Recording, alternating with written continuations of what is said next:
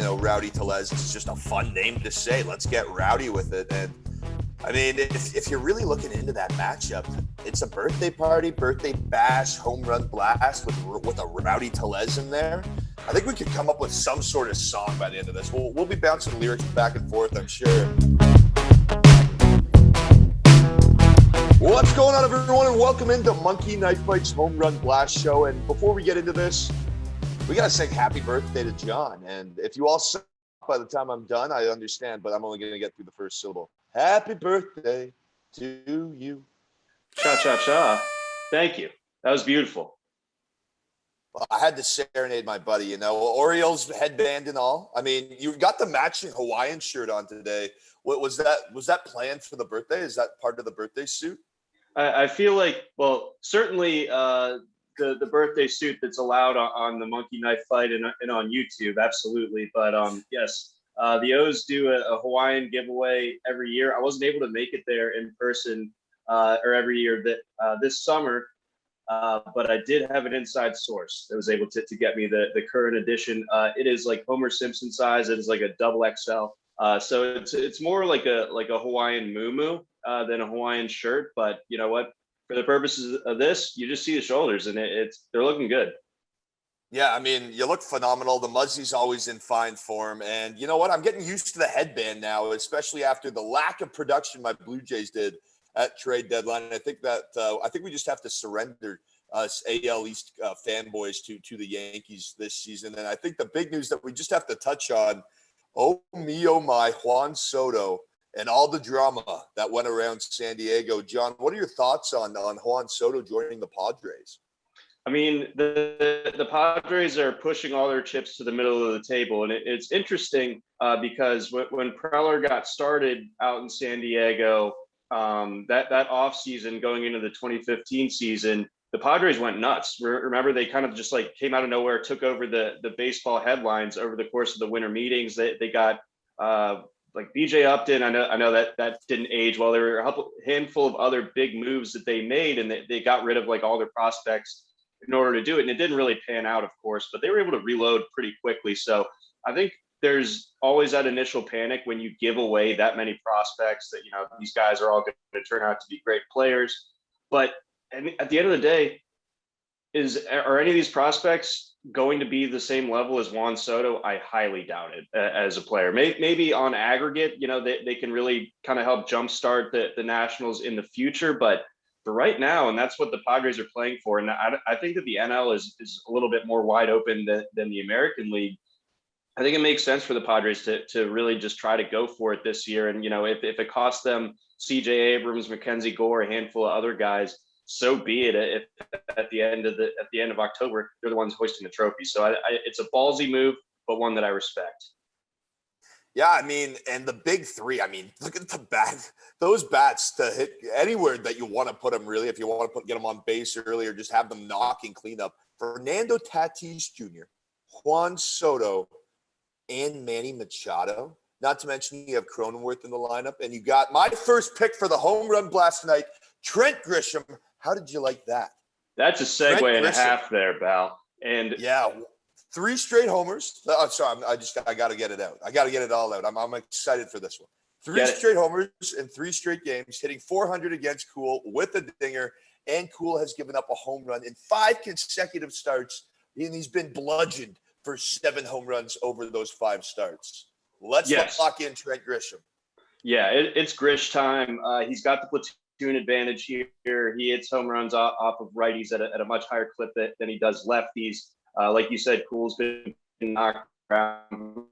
Really, like, he had a start where he shut out the dot before I screwed with a lot of people's brains. But I think that since he returned to form of being the Chad Cool that we all know and love. Yeah, see, I remember I think I had a lot of picks in that home run blast. Like I stacked up with, I think I had even Justin Turner in there. I was just going the old veterans that I just disrespecting. Just absolutely going for it. And yeah, Cool shut me up, but I'm going back to the well here. I'm fading him pretty hard here. And another pitcher that I like to fade, John, is Anibal Sanchez. He has an ERA over 7. He's given up 5 home runs in his 3 starts and Pete Alonso's taken him yard twice, hitting 556 against him. That game's at 4 p.m., so a little bit earlier. I think I have to lock in Pete Alonso just because Sanchez is one of those pitchers like Cool that I like the fade and the home run blast. Yeah, that definitely checks out. Backing Alonso is always good. You get a day game, you get the sunnier conditions, the ball's going to be flying a little bit better. So yeah, if you're playing the afternoon slate, I think Alonso's got to be one of your three. I definitely like that call. For me, jumping back to the evening, I did like Grisham as well. But I'll go one chalky guy to start things out. Shohei Ohtani going up against James Kaprielian, who's really just been, I don't know. It's hard to really say what Kaprielian's done other than it hasn't been good. Much like just the A's in general this year, they've just kind of gone the full tank mode, and Kaprielian definitely helping them out with that 1.5 home runs per 9 innings allowed. He's giving up platoon advantage to Ohtani tonight. I think that spells trouble for Kaprielian. So Ohtani's got to be in there for you. And then I think looking elsewhere, going to the Midwest, where I used to live, over in Milwaukee, we got the Pirates and the Brewers going on, and there's some heavy hitters in that Brewers lineup. I think they're a little bit few and far between. The lineup itself hasn't been great this year, but Hunter Renfroe, when he gets hot, he's about as dangerous of like a power hitter as you're going to find outside like the true top tier of guys. So he's been hitting the ball extremely well of late. Gets a matchup against an opener, and then we're going to get a lot of Pirates bullpen exposure. So I really, really like that. If you're looking at the Brewers, this game has an 8.5 over under. That's the tied for the highest on the night slate. So I like that. And I think also Rowdy Tellez, he's someone who just crushes right-handed pitching. 19 of his 21 home runs this year have come off of righties. So a Renfroe Rowdy stack, nothing wrong with that. No, you gotta absolutely love that. Rowdy Tellez is just a fun name to say. Let's get rowdy with it. And I mean, if you're really looking into that matchup, it's a birthday party, birthday bash, home run blast with a Rowdy Tellez in there. I think we could come up with some sort of song by the end of this. We'll be bouncing lyrics back and forth, I'm sure. One other guy that I want to touch in those night games, speaking about guys that, Mookie Betts. He's hitting .333 against Alex Cobb with a pair of home runs. He's seeing the ball well right now and launched a homer last night. 16 of his 24 home runs have come on these, and that's kind of my segue into that. He's also hitting really well against right-handed pitchers, and as I said, 16 of his 24 dingers been served up by righties against Alex Cobb. A game that realistically the Dodgers, that's gonna be a tough game. But if anyone's going to get to Alex Cobb, I like Mookie Betts in that one. Yeah, I mean, Mookie's always a good call. Like you said, he muscled one out there last night. That traditionally San Francisco hasn't been the best home run park, but it's kind of softened up in that sense over these last couple of years. Hitters are finding ways to get out there. And I think that definitely can continue tonight. There's a really high scoring game between those two last night, and I think Mookie helped provide that once again. And Alex Cobb, he's one of those guys that like all the advanced metrics say he's been amazing, but at the bottom line has been a little bit rough for him this year. And I think it's hard to really get that turned around against the Dodgers lineup that's as loaded as it is. Yeah, I mean, man, holy West Coast teams. The Dodgers, San Francisco's having a good year, and the Padres just come win. There's no other way around it. John, any other picks that you want to focus on for the home run blast? Let's see here. So if you're looking at the afternoon slate, I got to pick on my Orioles. I'm like Kyle Bradish. This is his second start back from a short injury.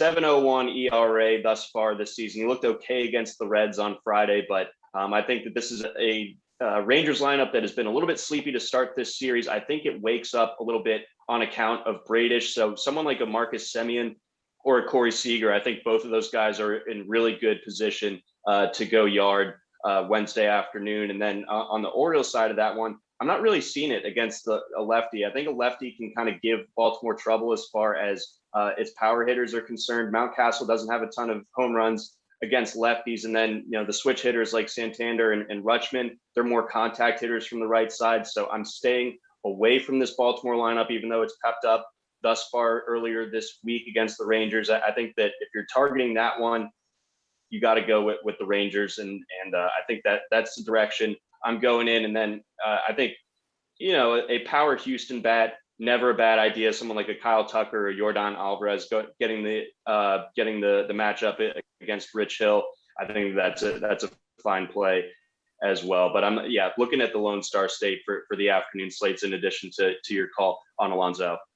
Yeah, and I think just one other guy that I wanted to touch on is Paul Goldschmidt. I mean, the numbers back him up. He hits really well against Justin Steele. Obviously, he's got the home run, hitting 429 against him. And well, the Cardinals are at home. Busch Stadium, not necessarily a home run breeding factory, but I like his odds at home. I like it. And I really like how hard was that for you to bash your O's there? I mean, it's your birthday and you have to go out and beat up your Orioles. Like, we're professionals here on this show. If there's nothing else that you and I get across on these home run blast shows is that we're very serious dudes who really, we're pros at the end of the day. So, I had to look at it objectively, put on the horse blinders and just be like, you know what? O's against the lefties, not great. Kyle Bradish serves up a lot of taters. It's just how it is. Yeah, those taters are going to be mashed up into some mashed potatoes tonight. I got a funny feeling. And one thing that I did want to touch on, you got to avoid Ryan Mountcastle right now. I know he's a pretty heavy bat. And when I was looking at this match, I was like, okay, maybe I'll do some Ryan Mountcastle. Yeah, he's hitting just 143 across his last 7 games. So maybe even if, just that Rangers play, maybe just look for some bats at the end of the day. Just go looking as you alluded to. And John, happy birthday to you. So before we go, I just have to know the birthday muzzy. Does it get trimmed every year on the birthday, or how do you maintain the muzzy on a yearly basis? So I take it more like a month to month type of dealio. Sometimes I'll get a little bit lax with it, especially if my hair's growing long. I'll just kind of really let everything go. But if I trim up, then I'm trimming the muzzy on top of it, just try to have like the coordinating factors going up from the top of the dome to the muzzy.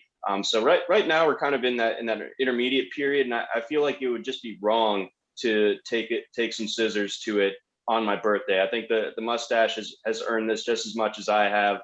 It gets to hang out today. I absolutely love that. Now, John, before we get out of here, obviously from RotoWire, but just let the people know where they can find you and follow you after you bash these birthday picks. Yes. So after I make all of you beautiful listeners and viewers a lot of money this afternoon and evening, you can follow me over on Twitter at Johns_tailgate. I run our college football section over at RotoWire. So check that out at rotowire.com/cfootball. We got the draft kit launched, projections, 700 some odd players projected so far. And we got a bunch more coming. Comprehensive coverage all year round on the college football game. And you don't even need to pay attention year round. It's August. It's only a couple weeks away until the week 0 kickoffs. And we're already ready for it. Yeah, I'm excited for the college football season. And folks, let me tell you, John is worth the follow.